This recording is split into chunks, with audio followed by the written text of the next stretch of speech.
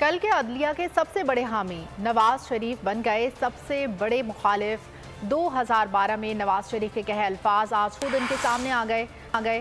اس وقت نواز شریف بطور opposition leader سوال کرتے پھر رہے تھے کہ یہ سب کچھ کیوں ہو رہا ہے، اس کے پیچھے جو بندہ ہے وہ پاکستان کے بارے میں کیوں نہیں سوچ رہا۔ نواز شریف نے تو یہ بھی کہا تھا کہ عدالتی احکامات پر عمل درآمد نہ کرنے والے ایک تو کیا 10 وزیر اعظم بھی نااہل ہونے چاہیے۔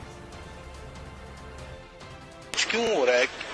آخر اس کے پیچھے جو بندہ ہے وہ کیوں نہیں سوچتا، وہ پاکستان کے بارے میں کیوں نہیں سوچتا، وہ ملک کے اندر جمہوریت کے بارے میں کیوں نہیں سوچتا، وہ ایک اچھی روایات کو جو ہے وہ یہاں پہ پاکستان میں بجائے اس کے کہ وہ قائم کرتا ہے، بڑی گندی روایات کو انہوں نے قائم کیا۔ آخر یہ کہاں تک یہ معاملہ لے کے جائیں گے؟ میں کتنے وزیر اعظم جو ہے وہ اس کی بھینٹ چڑھیں گے؟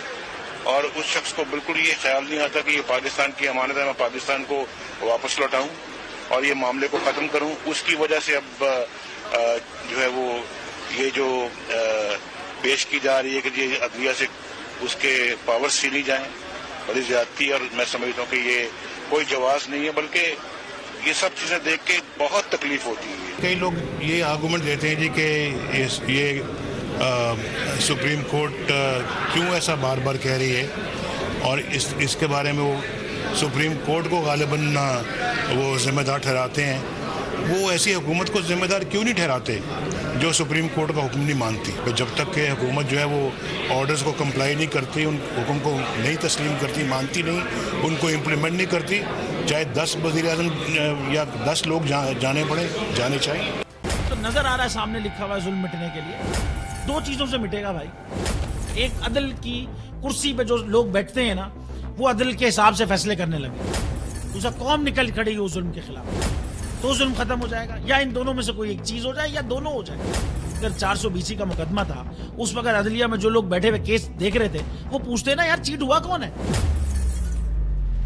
جب ان کو دکھتا کوئی چیٹ نہیں ہوا، کیس ختم کر دیتے۔ تو ظالم ظلم کر ہی نہیں پاتا۔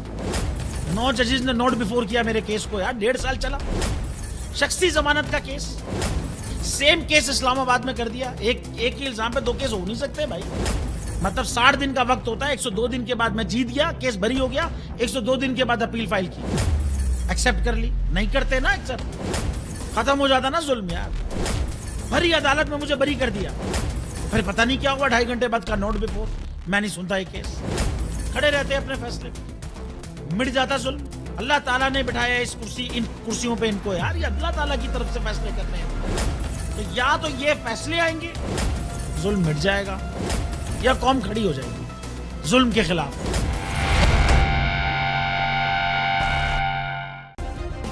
سبسکرائب کریں اور بیل دبائیں تاکہ کوئی خبر رہ نہ جائے۔